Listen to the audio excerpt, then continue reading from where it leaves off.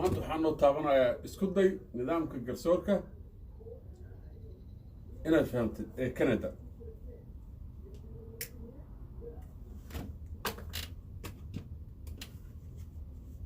buuggan waxaan samaysay waxaa loogu talagalay waalidiinta sida dhallinyaradooda ilmahooda ee dhinaca uga difaaci lahaayeen sharciga.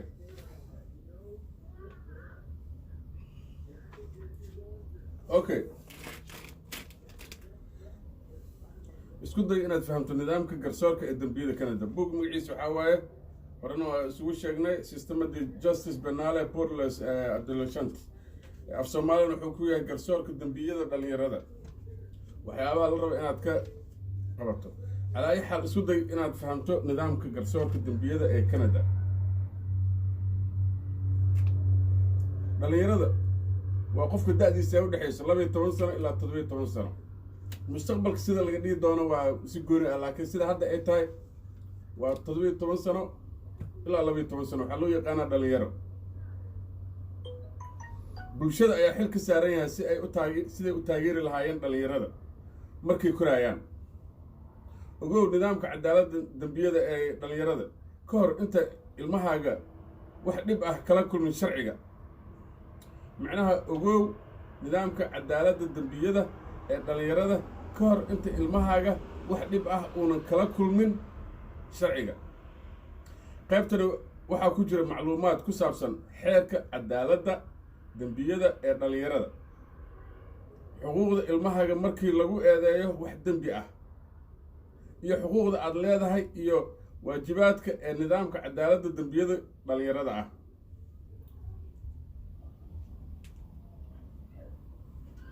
waxaa waaye intaa buugga aqrinayo wax faahfaahin ay kuma daraayo. wax kaloo sabood oo anaga xaggayga ah waa idinkugu diri doonaa oo isla sharciga ah, laakiin inta buugga ku qoran si caadi aan maaragtay idinkugu aqrinaya. xeerka garsoorka dambiyada dhalinyarada. xeerka garsoorka dambiyada dhalinyarada waa sharci lagu dhaqo dambiyada dhalinyarada ee Canada. dhalinyarada waxay leeyihiin xuquuq gaar ah, waxaana loola dhaqmaa si ka duwan dadka waaweyn. waxaa jira maxkamado dhalinyarada, xarumaha xabsiyada dhalinyarada, iyo adeegyada carbinta dhalinyarada.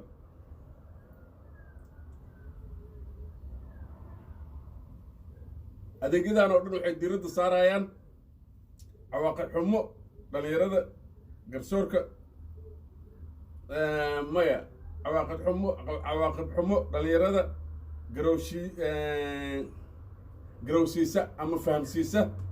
kana dalba inay hagaajiyaan dhibaato lagu sameeyey ama dhibaato ay ku sameeyeen bulshada.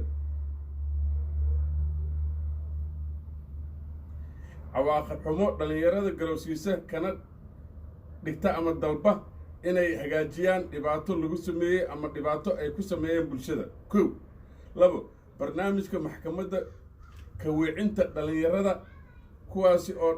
oo sharciga jabiyey markii ugu horeysay oo galay dambiyada yaryar si dibadda loogu saaro nidaamka maxkamadda. macnaha liberbiyada camal xabsigaa laga weecinayaa, macna damiin iyo waxbaa lagu deynayaa, kadib waxaa waaye maxkamadiina waa u socotaa. meeshii Soomaaliya laga dhihi jiray liberbiyadii camal magaalada kama bixi kara iyo wax saas camal ah, laakiin tan magaalada kama bixi kara kuma jirto, wixii damintaa joogo. si dhib wax looga qabto kuwa gala dambiyada ugu daran, si dhibta wax looga qabto dhibaatooyinka si wax looga qabto kuwa gala dambiyada ugu daran, in waqtiga xabsiga ay ku jiraan la soo yareeyo. dhaqan celin dhalinyarada jabiyey sharciga, in dhalinyarada laga caawiyo in bulshada ku soo dhex laabtaan ayagoo wanaagsan. waxaa waaye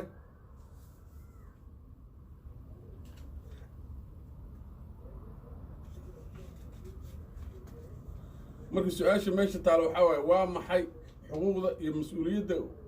waalidnimo ee aad leedahay. intaas markii loo qabanayo adigana maxay tahay xuquuqda waajibka oo maaragtay xuquuqda maaragtay mas-uuliyad waalidnimo ee aada leedahay. taageer ilmahaaga inta hawshiisa socoto oo ay ku jirto dhagaysiga ama damaanadda ama dhaqan celinta iyo dib u dhex gelinta bulshada ama dib bulshada loogu soo dhex celinayo. taageer ilmaha. waxaad xaq u leedahay inaad weydiiso turjubaan. arag waxyaalaha aad heli karto. waxyaabaha aad heli karto waxaan u malaynayaa aan isla soo aragnay.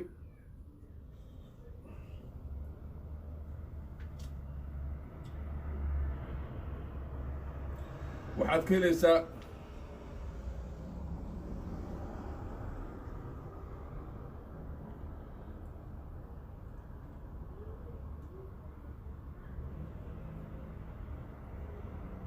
waxaad heli kartaa turjubaanada. waxaad heli kartaa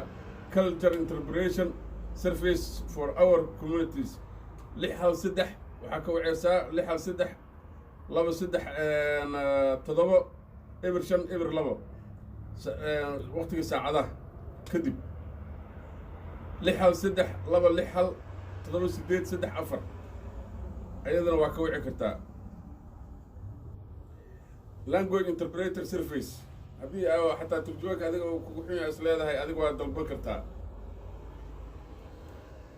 waxaa la dhahaa IWSO. telefon numberkooda waxaa 613 229 waqtiga saacadda kadib haddii aa waceysid. waqtiga shaqada kadib haddii aa waceysid 613 284 eber eber eber 66 waa 2 eber iyo 66. language of life INC waxaa waa 613 232 377 eber. dhinaca oo informationka iyo waxsaas camal ama communityga newcomer information center YMC-ga ama YWCA 613 788 5 eber eber. website-kooda ymca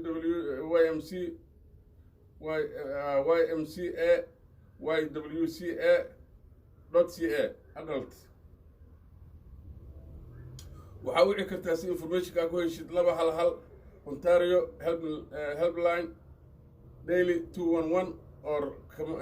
community and social service in Ottawa, city of Ottawa, daily 311 community service. haddii hawshaada degdeg ay tahay ama adeega degdega aan wacaa Ottawa police service waxaa wici 911 oo maaragta for emergency. haddii emergency ay ahaydna waxaa wiceysaa 6 1 3 2 3 6 1 2 2 2.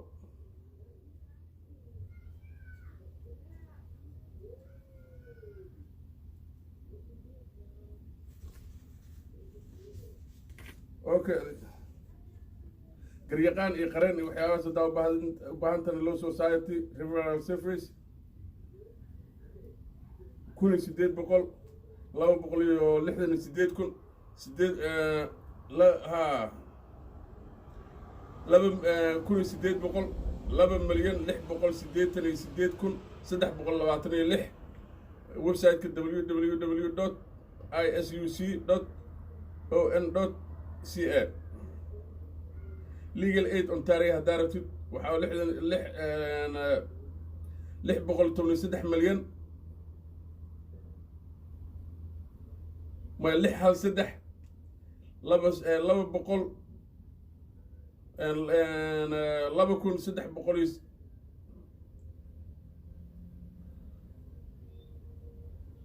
2,387,931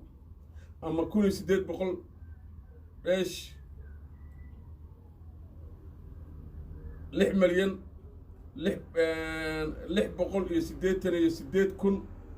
258 ama www.legalaid.on.ca. Ottawa Legal Information Center 683 842 7462 www center information way gaabsan tahay ma asaas center info childdegree.ca. Okay, meelaha kale oo adeega aad ka helayso waxaa ka mid ah Stories Ministry of Children and Youth Service, English haddii iyo franchise www.children.gov.on.ca. Auto Gang Strategy English iyo Faransiis aad kula xiriiri kartaa. Crime Prevention Ottawa, www.crimeprevention.ottawa oo aad isku xiriirinayso.ca. Gang Prevention Parent Quick Reference Guide, waxaa waaye luqado badan aad kuwan kula hadli kartaa. City of Shure, www.shure okay, ama World Skill Employment Center.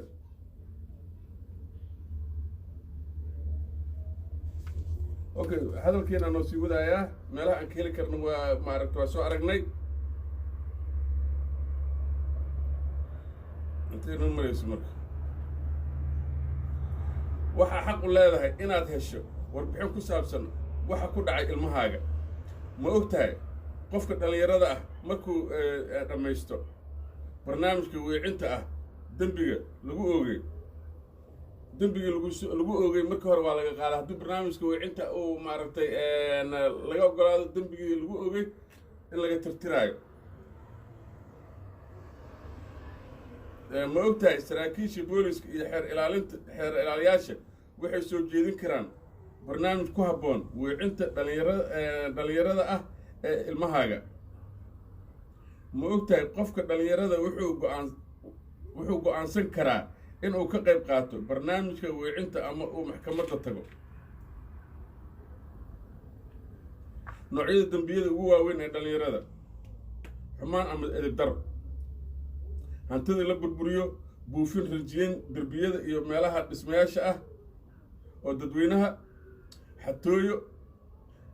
baabuurta ama dukaamada alaabta laga qaato, hanjabaad in ay dagaalamaan ama sawiro laga xishoodo internetka ay kusoo bandhigaan, jabiyaan oo uu dhaco jabin iyo soo gelid guri hoos ama maaragtay dhismo cidina degnayn. haddii hoos ka soo geshiday haddii aad jabisid isku midka waaye oo ama hala degnaada ama yaan la degnaan. waxaa waaye dhinacaas Africa waxaa laga dhahaa breaking and burglar maqaana laga dhahaa.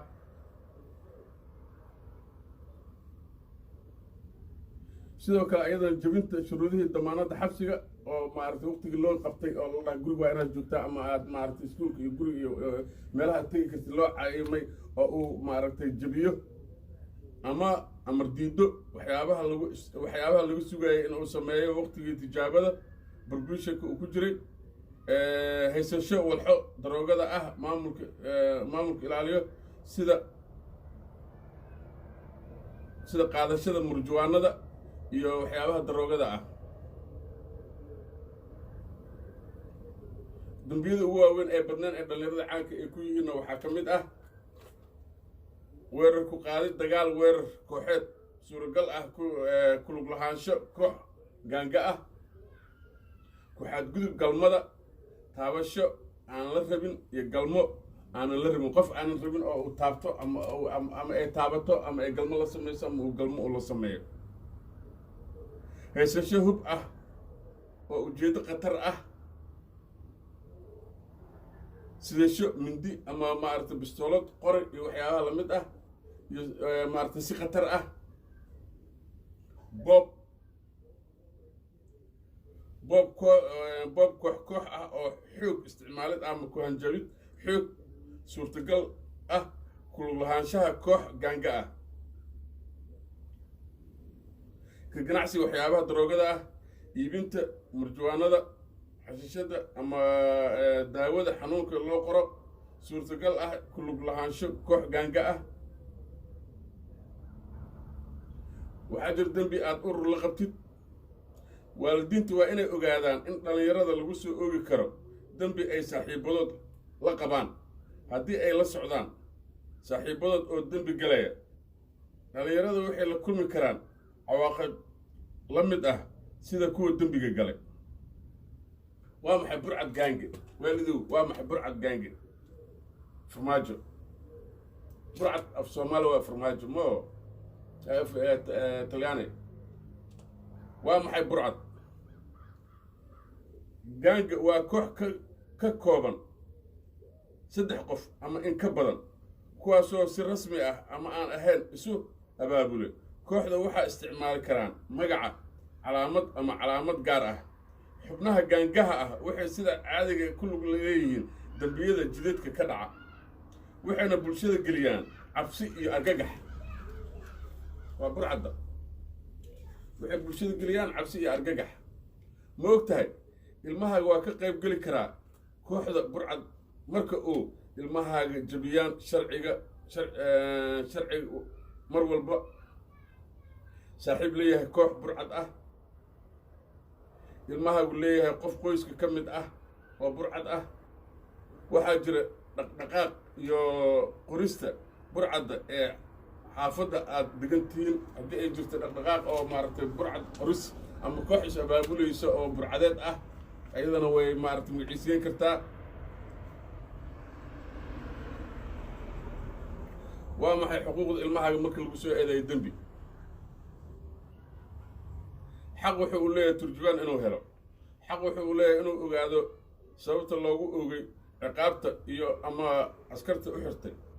xaq wuxuu u leeyahay inuu aamuso oo uusan la hadlin booliiska xataa booliiska marka uu baaraayo xaq wuxuu u leeyahay inuu waco qareen taleefon lacag la-aan ah ka hor inta uu la hadlin booliiska marka qofka dhalinyarada lagu eedeeyo dembiga ilmahaaga waa inuu la hadal qareen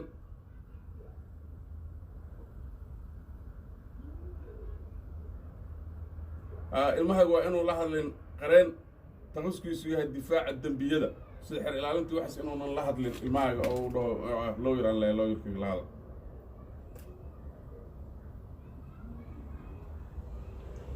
qareenku wuxuu wakiil u yahay ilmahaaga adiga kuuma aha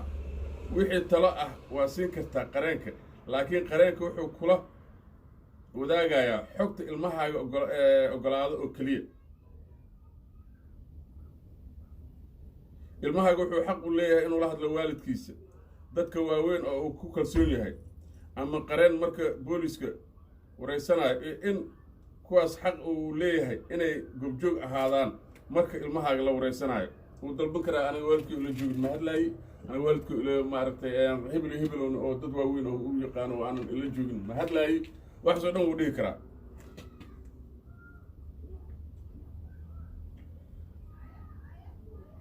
xaq wuxuu leeyahay xeer ilaaliyaha dembiga ku caddeeyo inta ka hor garashada dembiga iyo inuu helo xogta diiwaanka kaga jirta qofka dhalinyarada ah arrinta ku saabsan qirashada ilmahaaga waa inuu la hadlaa qareenka difaacaya dembiyada ka hor inta uusan qiran inuu sharciga jebiyey qirashada oo loo diiwaangeliyo waxay u keeni kartaa cawaaqib xumo oo samaysa fursadda mustaqbalka sida arrimaha socdaalka macnaha hadhow waxay ku dhibi kartaa arrimaha socdaalka hadduu dembiga qirto hadhow maaragtay arrimaha socdaalka way ku dhibaato ay ku noqon kartaa socdaalkiisa ama socdaalkeeda shaqada iyo maaragtay shaqooyinka iskaa wax u qabsada ah oo ku fulintahay waxsaas camal ah inuu ka qayb galo waa loo diidi karaa maadaama dembi hore uu gala uuna qirtay gelidda jaamacadda iyo kuuliyadaha jaamacadda waa loo diidi karaa kuuliyadahana waa loo diidi karaa sababtoo dembi hore u galay wuuna qirtay iyo dhoofitaanka dibadda markuu Canada ka baxaayo sidoo kale markuu Canada inuu ka baxa uu damco ayadana waa loo diidi karaa macnaha marka hore safarka waa loo diidi karaa kan diyaaradda iyo baabuurka iyo shopper iyo buuq iyo wax buu dadka geli karaa waa la isdhihi karaa okay xuquuqda iyo mas-uuliyaddaada waalidnimo xuquuqdaada haddii booliisku rumaysan yahay in ilmahaaga ay jabiyeen sharciga waxaad xaq u leedahay in lagu sheego sida ugu dhaqsiyaha badan ama ilmahaaga la siiyo tigidh digniin ama loo diro barnaamijka wicinta la xiro ama la siiyo taariikh maxkamadda ah taariikh hebel maxkamadda tag la dhaho waxaad xaq u leedahay in lagu intaas markii lagu sameeyo haddana waa in lagu sheego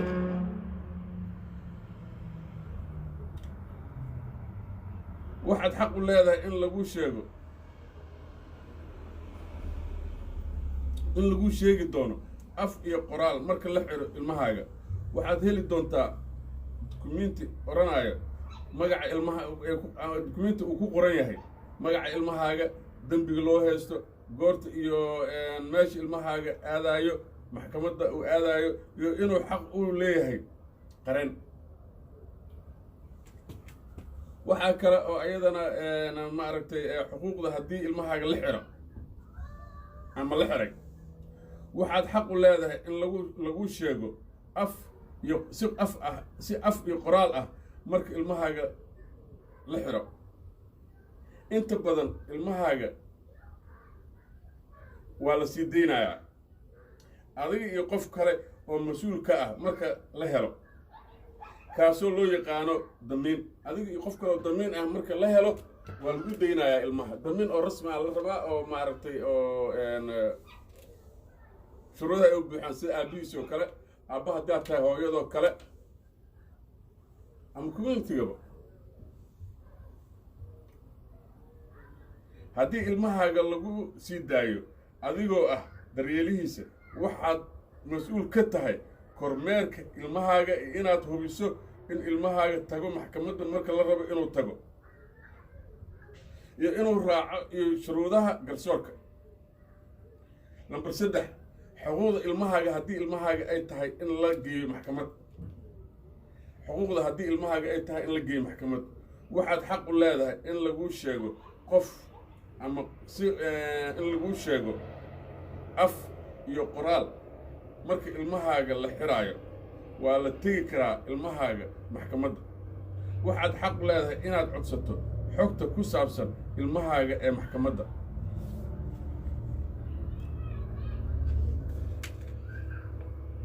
ma og tahay haddii aad hayso warbixin ku saabsan dembiga cid samaysay waxay kaa caawin kartaa xalinta dembiga waxaad heli kartaa booliiska ama dembi joojiyaasha ilmahaaga hadduu cunugaaga cunug hadduu ku banaan yahay oo wixii dhacay ama dembiga si fiican kugu sheega adiga ayna ka dhaadhacsanan baandiya hebel maa ku markhaati furaysaa maxaa kaaga jira haddii lagu caddeeya haddii kale adi maxaa kaaga jira camal hadduu iska dhaadhiciyo oo hadhow ilaan qofkaas dembiga galay dadkiisa uu sheegaya dadkiisana waxay u samaynayaan looyaro adag iyo waxbaa loo samaynaya xataa cunugaaga in lagu tiraa laga yaabaa waa dhacday arrinta waxaa la dhaha arithmatic mental arithmatic camal dhacdada waa dhacday kan ma samaynin kan hadduu samaynin kee sameeyey marka kan kala sameeyey looyarkaa kan inuu samaynin uu caddaynaya mot adigaa garsoorka aniga waxaan nahay iyo koobkaasaan nahay oo timotel waxaa idhaa aniga shaaha koobkan kama cabin shaaha aniga kama cabin markaa dhaho haddii koobkan uuna hadlaynin macnaha shaahi koobka ku jira kafeegi koobka ku jira laakiin kafeegi haddii uu dhaho maarata uu istuuro koobka eber inuu yahay uu muujiyo uu dhaho war aniga shaqa ku malihi waxay ka caawinaysa shaqo ku malihi markuu dhaho koobka caddayntiisa waa iska caddaa waaba eber halee gidiyo ya marka ilmahaaga inuu kuu sheegay siday wax u dhaceen waa muhiim haddii aad ogaatid marka waa muhiim inaad sheegtid qofka kale waxaa leeyahy oo aad booliiska u sheegtid meeqa meelaa u sheeg lagu dhahay waqtigana waa maqribay iga tahay waxaa u malaynayaa inaanba mahadnaqi iyo waxaas aanan ka gaari doonin laakiin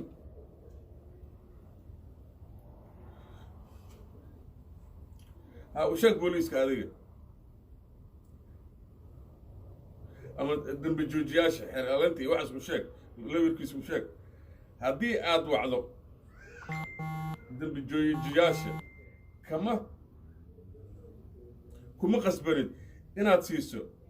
magacaaga ama xog kale adiga qaas ku ah أنا مركب واحد ورساسي واحد ودعنا هذا كم قص بندينا ما حاجة شيء أقول له هبل أنوش شيء إذا كنت كذا تروح إلى عليها بالك اللوير أقفك كلو خلط كسمي وديك يا ذي شيء ديك أي قدها أنا أي قدها قف وانو شيء ساس واحد حتى هدي ربع عنق مدها أنا أذكر إنكم مدها يعني لكن أذكر إن شيء تدوي عنق إنكم بناية وأذكر إنكم بناية كل أنا وقف سومالي ما من قنايو مارت أنا إلا واحد في سومال عن واحد لايو فرانسيس وأبوك موه في سومال واحد لايو محاوي وأنا ضدك السومالي ذا حبسي لانديرها كنقض إن لانديرها كنقض أيقو مارتي كل ولا سود يا لكن هو سود تابتان محوك سود قدار قلت كود اللي قفها ما إن بلشة يهين وحاس مارت مقيسي وأن لسود هذا ولا إن الدنيا إن أيقال لهين أو البتري أنا نضال لك مقلان بوليس ممكن مقلان كيس كده بقلا وحليين تنبيلها ما هنا أصلا شيء كوي كاس نقدر إنه شيء أنتكم مقارنة شرعيا يقدر بلاس أو شرعيا سنة إنه شيء جاي أمريكا عن بوجا نودا مايو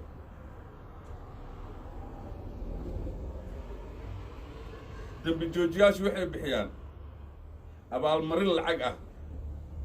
هذه حكتة أتسيسو لو سو قبته oo la soo xiro dambiilaha wax badan ka baro oo booqo website-ka ay leeyihiin www.crimestopers.ca macnaha waa sheegtay qofkii waa xiran yahay adiga tusaalahaan hortaada wixii ay ka dhaceen waxaad maqashay kiiska gurigaaga hortiisa ka dhacay ilmahaagaba maaha kiiska gurigaaga hortiisa ka dhacay kii waxa leeyay oo banaanka joogo kii kalena uu xiray wuxuu ku dhaay waa ku tireen maxay yihiin waa dad had la aqoon waay talanka waxay ku bool xorteenayaan camlo ku dhaay waxa laga yaabaa wiilku waa Jarmal laba wiil oo Jarmal iyo Faransiis ay ahaadaan ama laba Faransiis isla ama laba Jarmal isla ama laba Canadian waay adiga marka waxa booliska uu sheegay xaalada kiiskaas ninkaas maaragtay dambigaas kan galay kan waa hadaad oo dambiga ay saas ku cadaato هذا أبغى المرة العق حتى والله بسينا يعني ما يعقل مشيجة وحول مشيجة جاك أردا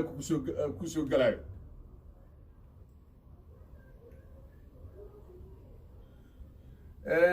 حقوق هذا هذه المها يقرتي الدنبية كور أنت حاكمك اللي يراد أو كو حكم حبسك حاكمك وإنه تحقليا warbixinta xukunka ka hor warbixintaasi uu bixiyay sarkaalka asluubta dhalinyarada oo wareysanayo adiga iyo qof kale oo muhiim u ah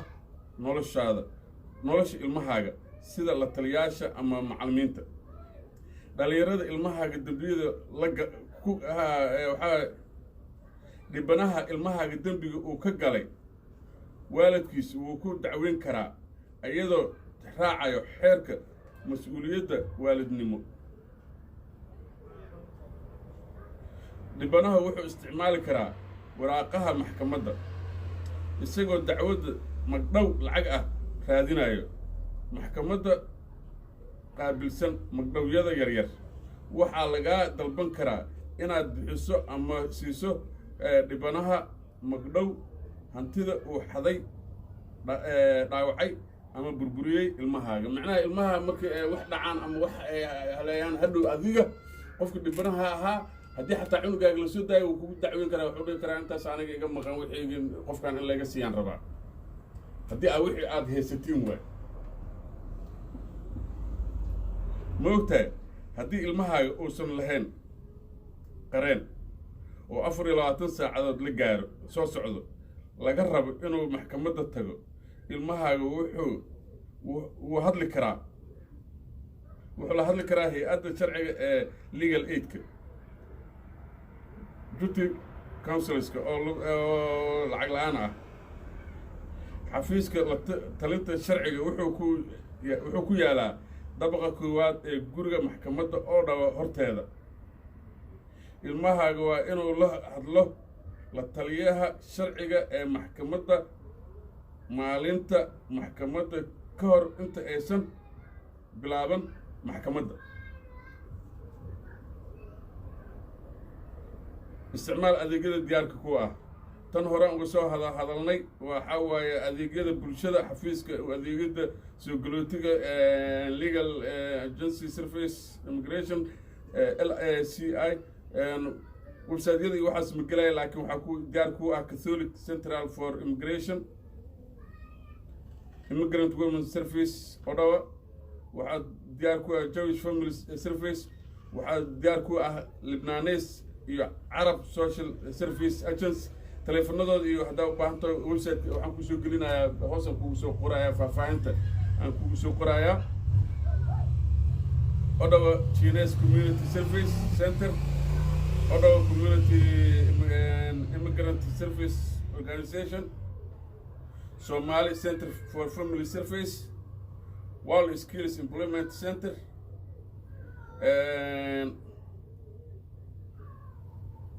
iyo World Skill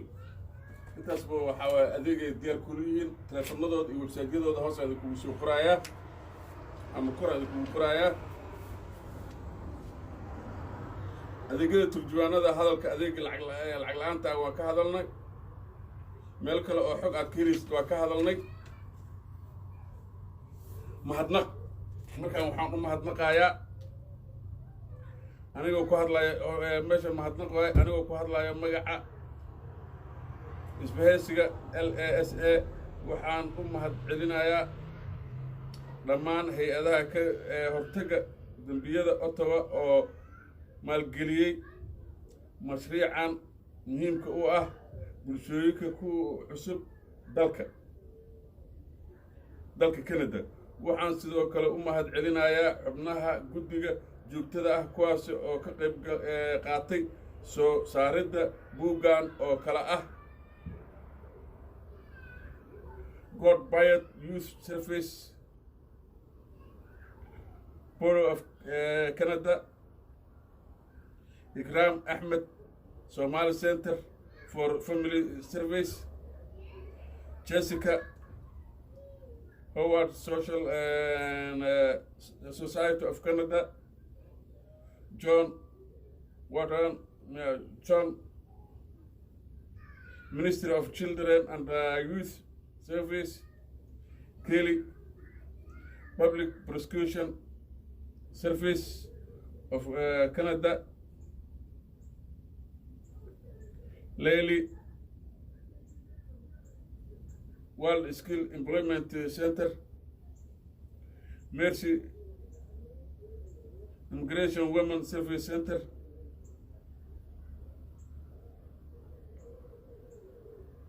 Mose Hapte Catholic Center for Immigration Nathan Hugh the man Ottawa Community Housing Saharo Habana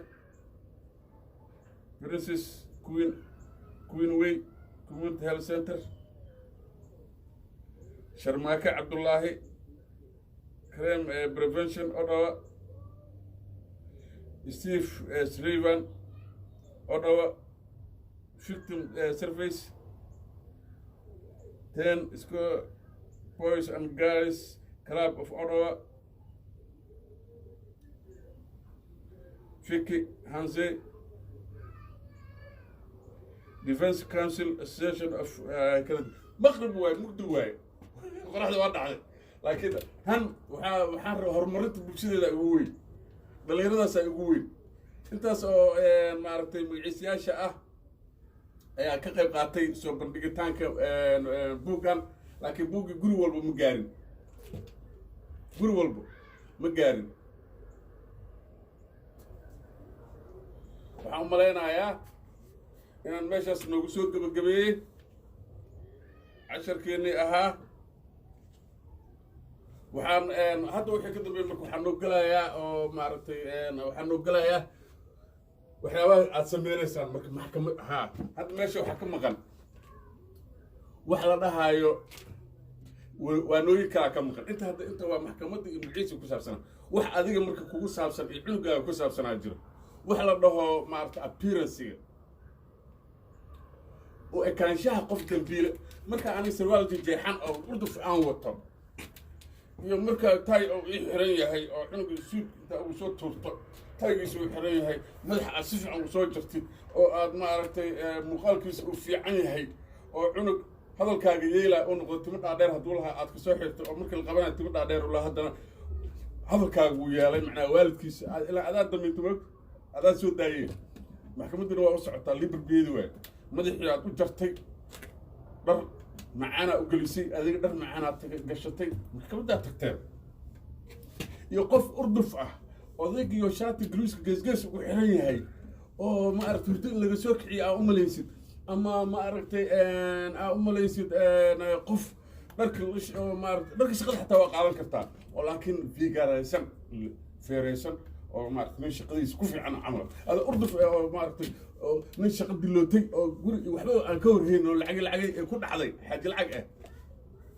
adoo ee markaa tagtid ama hooyo xaaji maaragtay ilmaheedaba aan ku filnayn camal adoo aad tagtid waxaa saacadahaas wiilkaaga gabadhaada u hur sharafta waxaa u huraysaa qaabkiina meesha markaad tegaysiin anaa noqotin cidna idinkama horayso laba dhaqan library walba oo aad tagtid soomaalida dhaqankeeda waxaa waaye hiddaheedii dhaqankeeda xagga labiska marka la dhaho garees garbisaar sifleeti kaba jambal ah kulay baaburaa ku socotaa mogta hiddahagii dhaqankaaga markaad qaadatid waa dhag haddii kii westranka aad qaadatidna waa dhag laakiin marka aad maaragtay aad hiddii dhaqan kale oo ninkaan laba qof oo isdagaashan dhexdooda adiga aad maaragtay kuwaana la safnahay adigaana kula joogaa islaamkaba ma ogole islaamka wuxuu ku leeyahay maaragtay adoo sii socdota dhowrka lagaa toogto waa qalad oo maaragtay waddamada islaamka oo kale markaa joogto haddaad waddan kastoo isdagaashadiina aa u socotid haddii waddankaas oo dad islaam rasmi ay joogaan eraboorka kaama celinayaan united states isdagaashan united states aan socda haddaa leedahay kaama celinayo sharciga muqoraya oo diinta inaad dhabarka ka toogatid inaad celisid inaad magaciisid weliba wuxuu ku amraya inaad la hadashid kan cadowgaaga jecel ama inuu la jira jecel inaad dhahdo hebelow xuquuqda dariska aaday noogu weyn tahay annaga waa ku tixgelinaynaa waxaan kugu tixgelinaynaa darisnimada isku mabda' ma yihin mabda'eena waa inaan dadkaas la dagaalno mabda'eena waxaa sharafteena iyo xuquuqdeena waxa aan ku helayno ama dhulkeena ama nafteena ama dadkeena ama xooleyna ay ku helayaan inaan dadkaas la dagaalno adiga haddii waqtiga dagaalka hadda iska bax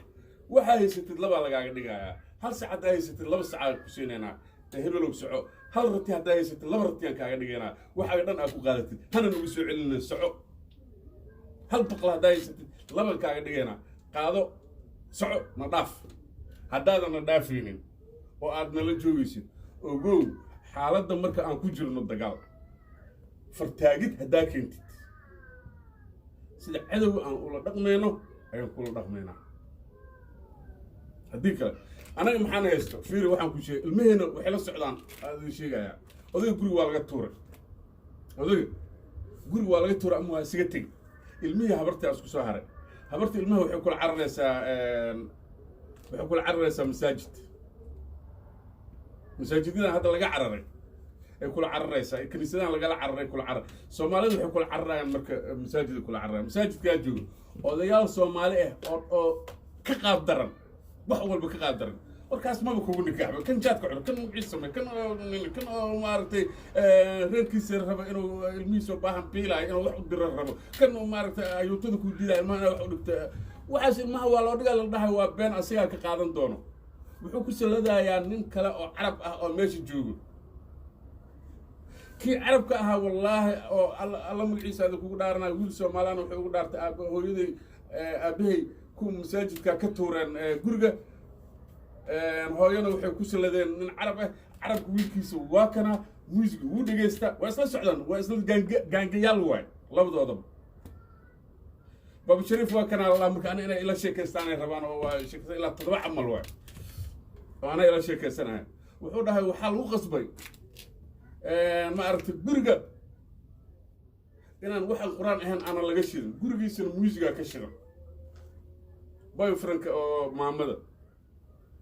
markaasana war shiq waaya leeda masaajidu joogo maya kuwa soomaalida ma aha kuwa soomaalida waa salaxaan u dhah waxay u salaxaan carab u salaxaan carabkana wuxuu ku qasbaa naagti in 24 saac baabuurkeedana qur-aan uu ka shidnaado gurigeedana qur-aan uu ka shidnaado naagtiisa kalena uu dhaho haddee saalaxad waa naagtaas oo ma jeedi saalaxad maxaa ka daba haysaa maxaa ilmaheeda u kaalmeynaysaa marka la dhaho ilmuna ma kaalmeynayo wuxuu kaalmeynaya male cunuga lacagtii oo maarata dowladda ay siisay waxay ku qaadanayiin maaragtay iskoolaan u dhigaynaa hal shi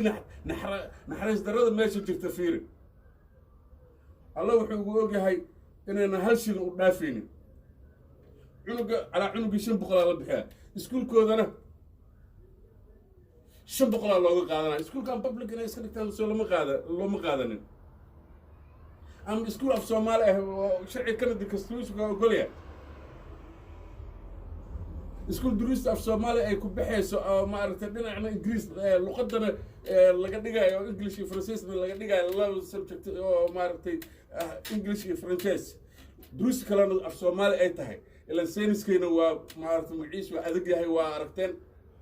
maaragtay juqraafigeena waa adag yahay magaciis waa adag yahay waa cunuga afkiisa wax ku baran hadhow jaamacad luqadina intuu ka soo bartay hadhow jaamacad markuu fadhiisto luqadda ingiriiska waa lagu tamaam sayta maaragtay ugu shishubanayo foforka waa fadhiisan karaa cunuga sababtoo luqadiisa ku bartay luqadda ingiriiskana waa yaqaanaa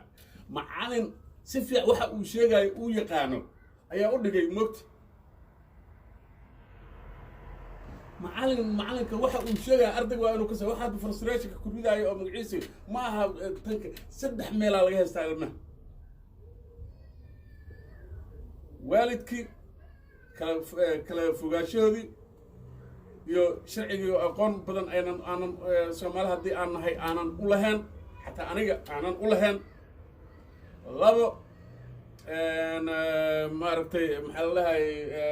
arrintan aan sheegay oo ah wax barashadii cunuga iskuulka ma xiiseen kara wuxuu ku xiiseen lahaa waxa macalinka waxa uu sheegay cunugan wuxuu ka imaaday magaciisa funtriya hore laga dhigay ama funtu uu noqday af Soomaali wax ku soo qaadanaya ama Ingiriiska jajabka oo Ethiopia iyo Kenya ku soo qaadanaya ama Faransiiska jajabka ee Djibouti ku soo qaadanaya waa kaste ama xabashi ama Soomaali ku soo qaadanaya ama af Soomaali ku soo qaadanaya af Soomaali ku soo qaadanaya wuu ka firfircoon yahay af Soomaaliga laakiin hadda waxa waa duruus ay dhigayaan quality-giisa aad u hooseeya war manhajyadii hore wasaaradda waxbarashada iyo barbaarinta soo celiya kuwa Afrika joogaan sheegaya kuwa meeshaan joogana waxa waaye iskuulada bedela haddii kale anaa mar dhawaan wax ka qabanaya haddii alla idmo oo alla i kaalmeeyo hawshaas ku jira waa islaam salaakal ilaaf wax aqris iska dhaafay aniga is arkaynin inay dhalada shidan tahay iyo kale alla ka taawar ogeyn ya